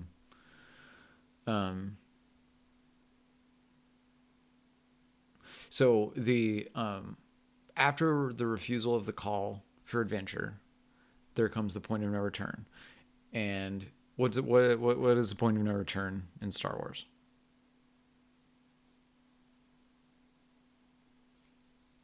It feels really weird to sit in silence in a bedroom in Germany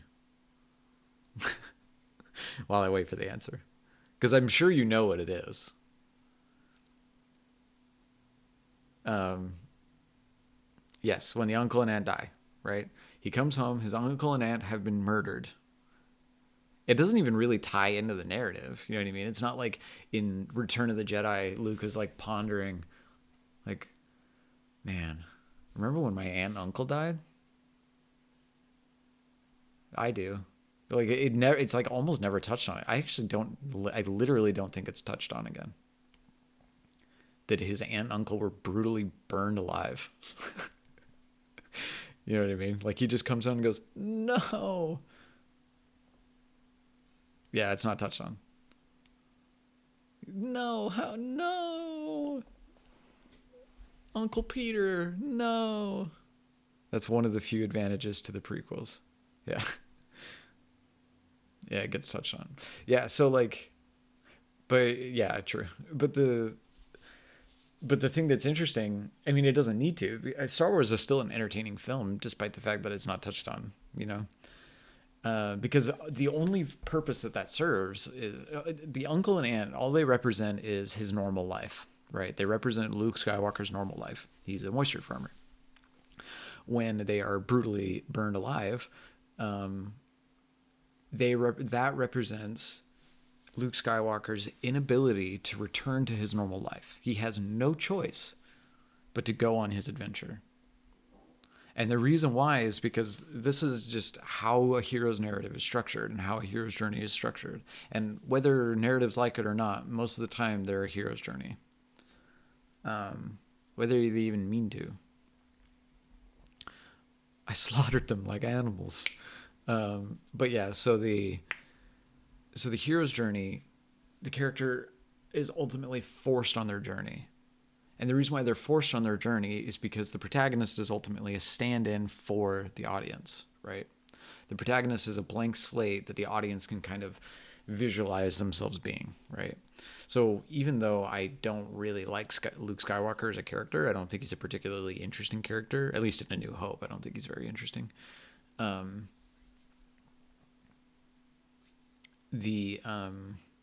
actually can't remember one line that he says. It's kind of interesting. I can't remember one single line. But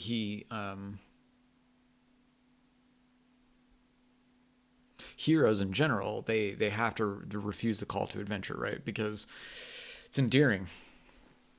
It's ultimately an endearing thing, whether we want it or not. Like, even though I think it's weak of Luke to say, like, I'm not going to go on my adventure, it's ultimately endearing. And the reason why is because there have been many chances in my life when people have offered for me to go on an adventure and I said no, right? Like, I have to say it because Luke, I can't remember any of Luke's lines. Not one. I don't know. I don't remember a single thing he said in the 3 movies. I can remember that it's no, I am your father. I can remember it's a trap. I can remember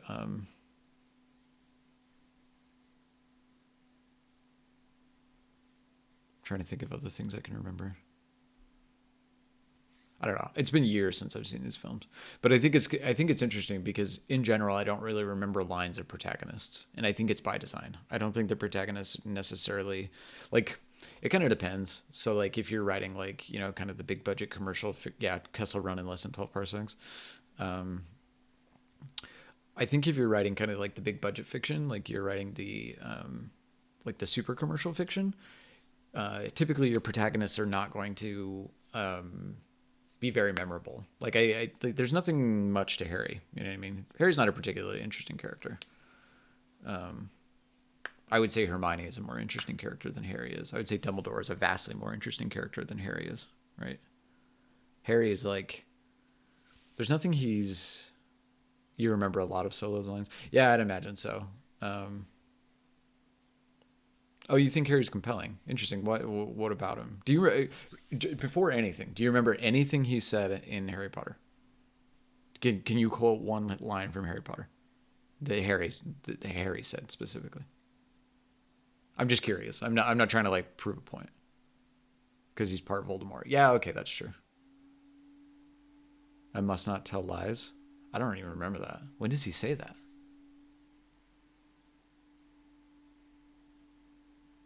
I genuinely don't remember that. I've read all those books. I read Prisoner of Azkaban probably 6 times. I loved those books. I mean, I was like prime age when they came out. Fathers shouldn't abandon their children or something. I was just curious. Yeah, I don't think that I'm not trying to like get you or anything. It's just some of them are film lines though. Okay. Cause like, there's a pretty famous, I don't know if you guys remember the website Cracked back when it was good. There's a really great video on what protagonists are. And protagonists being this like, this blank slate that the audience is meant to project themselves onto, right? And that most of the time the surrounding characters are the more interesting characters, like Neo from The Matrix, for example.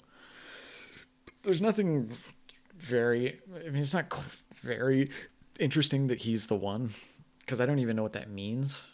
You know what I mean? Like I get that it's like the one to save the world, but it's really hard for me to kind of imagine what that even means. You know what I mean? Like I get the one to save humanity. It's like, yeah, humanity's going to die, but it's hard for me to it's hard for me to really think about it. Yeah, Neo's blank, but I remember his good lines. Yeah, he has good lines, but he's a pretty blank slate, right? It's also the case of why typically the actors that are chosen for these roles are also typically blank slate looking people. You know what I mean? Like Keanu Reeves doesn't become very interesting looking until he's John Wick. And that's because he's left the role of like the traditional protagonist, right? Same with Mark Hamill. Like Mark Hamill's a very normal looking man in the 70s. You know, he's like an attractive man in the 70s. Same thing with Harry. Not a particularly interesting thing, although there is some stuff that they do to me, like, you know, his round glasses, his lightning scar. I give you the finger and you give me my yeah. So like there's some interesting things. But ultimately I think that the protagonist by design is meant to be somewhat blank, because most of the audience members have not gone on a great journey. Especially one in which they go to a wizarding school. And so Mark Hamill made a hell of a Joker in the DC animated universe. Yeah, I mean, Mark Hamill's an excellent Joker, right? Like, isn't he kind of considered to be the best one? Even better than Ledger? And so, yeah, like these protagonists, they just function on a different plane of existence. And so we got to tie this back to Monochrome. So I got the sense, now part of this is because he's a private detective, right? And private detectives do the jobs that they're hired for. But I also think, if I'm not mistaken, don't private detective narratives, they usually at some point have a point in the narrative where the detective says, I can't do this case. And they say, I can't do it. I'm out. I'm not doing it. And then something compels them to get back into the case. Because I felt like I didn't get that with this narrative. And if this wants to have like a Detective Rivers plus like Lovecraftian plus noir stuff, I think that we could have a pretty good sometimes. Okay. I just felt like there's got to be some form of refusal to call. I think once again this all comes back to that apartment scene. I think that like going home with him is going to do so much for this narrative if it's constructed right, because then we get to learn. It just does so much work. Like, we get to learn about him, we get to learn about his compulsions, we get to learn about his sleep thing even more in like an isolated incident, right? It's not just kind of like a way to almost like a, you know, they live glasses sort of thing. But it goes beyond that, right? Like, we learn it that it's about him and his relationship with the world and Monochrome. We're talking about Monochrome at this particular moment. I wanted to bring it back to Monochrome. Yeah, the VN, yes. But the thing I think is important here is that the protagonist just doesn't quite have enough to carry the rest of the narrative. I don't think it's bad. Like I said, I don't think that this ultimately means that the narrative failed. I just think that this is one aspect of the narrative that could be pushed up, and it would make the whole thing like awesome. You know what I mean? But that's basically it. Otherwise, I was quite happy with it. I love the music. I love the you know, the kind of fun and silly mystery, and the, you know, the weird pizza shit, and the twists. And yeah, I mean, I just enjoyed the hell out of it. And so yeah, I think that's ultimately everything I have to say about it. Unless there's other questions, then I can answer questions. You're welcome. You are welcome for the insight.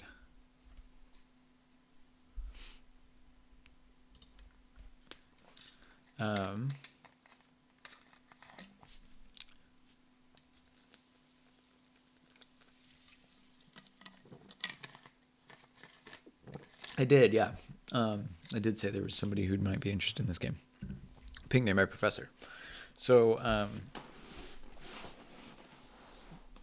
to give you a quick rundown. So back in the early days of last October, I started a Twitch channel that is essentially the same thing as what I'm doing right now.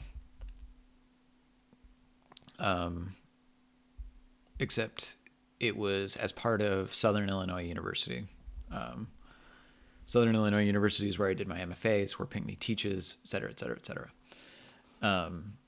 So we started Neophyte Studios as part of this, right?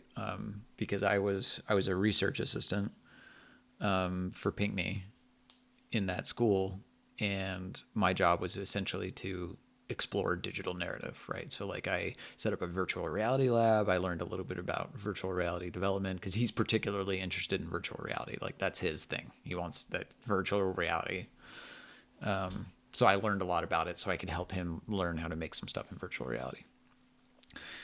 Additionally, I, alongside another graduate assistant, another research assistant, we decided to start a stream where we would analyze games and particularly game narratives, right? Kind of like what I'm doing now. Basically the exact same thing. So we would play games, and then I decided I wanted to start holding monthly game jams. Because the views we were getting were pretty good, mostly because I think we had Pinckney there analyzing game narrative. You can go look at the videos. They're still all up on YouTube. Just search Neophyte Studios. And I don't know if they've put out any content in a long time. I have no idea. I haven't been to the Discord. I haven't looked. Nothing. I just found them on Twitch. Yeah. So I don't know if they still stream. I don't know. Because I was the one that was running the game jam. I was also the one that was ultimately like doing a lot of the Twitch streaming stuff too. And then toward the end of my stead, so the reason why I was doing all this work and why I was going so hard was because I was gunning for a job, because I'm in Germany and I need an internet job because I don't speak German. I mean, I'm learning, but it's going to be a while. And so I needed a job. And so what I wanted, because right toward the end of my stead, I graduated from the MFA in April, right? In April. So in about March, April, they had decided that they wanted to use Neophyte to become a digital narrative imprint of what is called Southern Illinois University Press. Now, Southern Illinois University Press is a book publisher. They publish textbooks, they publish fiction books, they publish nonfiction books, they publish a lot of things, right? And but it's all print fiction. However, Pinckney kind of got a hold of SIU Press, right? And said, if you guys want to survive, because they weren't doing so hot. They were having a hard time justifying their existence to the university because they weren't making a ton of money, which is fine. But they just might not be able to operate in the same capacity. They weren't going to get. They're never going to get rid of SIU Press because the university wants a publishing house. But they weren't. They just weren't doing a lot to be fun and relevant. So Pinckney said, "Well, we've got this." We got this Twitch thing with, a Discord community and an itch community and, streams every week. And they're doing these game jams and ultimately the way I looked at it was that the game jams were like searching for talent, right? It was looking for people who were particularly adept at making digital narrative. Kind of like headhunting a little bit, because what we were trying to do was then get enough of these people to be submitting so that we could then make offers to people to publish their games through SIU Press. And it was going to be through the Neophyte Studios. It would be called Neophyte Digital. So Neophyte Digital was going to be an imprint of SIU Press, where the only and an imprint, by the way, is a sub-publisher. So, for example, like Penguin Random House is the biggest publisher in the world, probably. And then they also they certainly own like a smaller publisher. I can't remember all the names now, but they probably own a smaller publisher called Horror Books Publisher, right? Penguin Random House owns Horror Books Publisher, and Horror Books Publisher focuses on horror books, right? So Penguin Random House doesn't publish their horror books through Penguin Random House. They publish them through Horror Books Publisher. SIU Press doesn't publish games, but they have an imprint that publishes games, right? So at the end of this, they decided to make the other person who had no interest in running game jams be the head of game jams. And I said, okay, then I leave. And I quit Neophyte and I moved here and I made Vandayaha, which is the same thing as Neophyte. And so now but I still keep it in my mind because Pinckney basically had nothing to do with this. It was some other, it is a heroic journey. So there was a lot of, Pinckney had very little to do with my ultimate like firing by omission. Like because I needed that job and they were like, well, let's give it to the other person. And I was like, I told you all that I needed that job. Like you knew that I needed that job. And you also knew that I was running the game jams by myself. And they were like, yeah, but we're going to give it to him. I'm like, why? Don't know. I'm like, okay, well then fuck you. So I left, I moved to Germany. I did this. But Pinckney and I are fine. He had nothing to do with this whole process. He was just like, dude's got a lot of fingers and a lot of pies. But what I do know is that he is still on the lookout for this kind of stuff. And I don't know exactly where they're at in getting that imprint up and running. I'm assuming that they're moving on it because the semester at SIU has started again.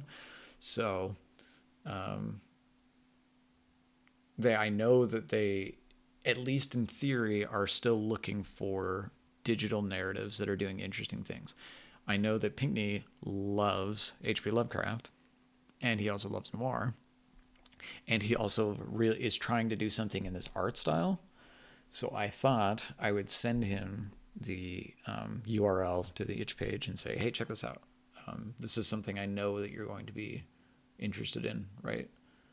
And I don't want people to like take this as like a negative that I wouldn't recommend stuff to Pinckney, like particularly Rinzai, right? Like your stuff is good. I just know that, and you're probably welcome to submit it to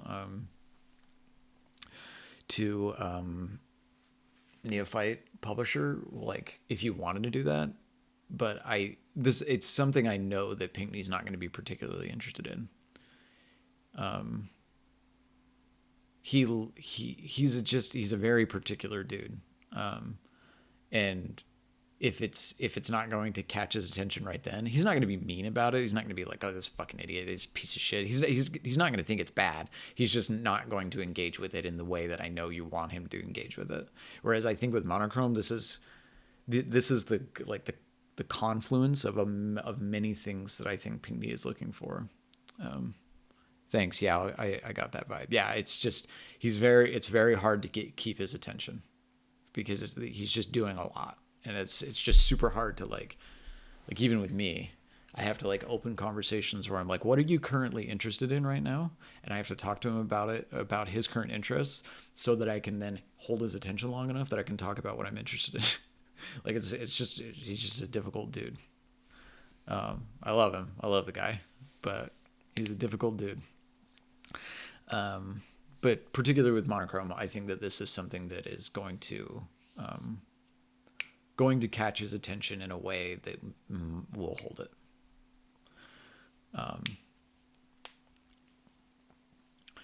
So yeah, I'm going to go ahead and send a link to him and tell him to take a look.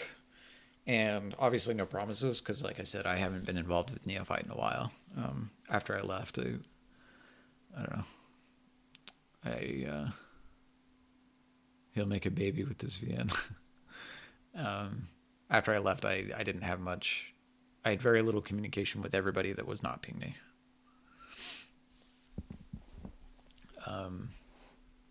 Mostly because I don't want to. So, I think we can call it a stream there. That was 2 hours and my voice is hoarse. And I should probably do some other things. Like I got to work on my own writing. Oh, it's 3 a.m. Oh yeah, shit. Yeah, y'all need to go to bed. Horse, yeah. Pferd in German. Yeah, well, I mean, you're on the West Coast. Versus Chris, who's in Louisville. So yeah, I'm going to stop the stream now. I'm going to drink some water and start writing. So I will talk to everyone später, as the Germans say. Earl. All right. Yep. Thanks. See you later, everybody. Oh, you can leave Chris and Rinzai if you need to, but I just wanted to say the next jam starts like tomorrow or like a day and a half from now, just so you know. So keep an eye out because the new theme and restriction are going to go up here in like, I don't know, 10 hours. So, yep. Just keep that in mind. Jam starts very soon. If you need to know what the jam is, click the link to the Discord. The link to the Discord leads you to all the other links that you can find to everything everywhere. You have an idea already? Cool. So, yeah, get to the Discord and follow the Twitches and go to the YouTubes and follow the itches and download the... Yeah. All right, bye.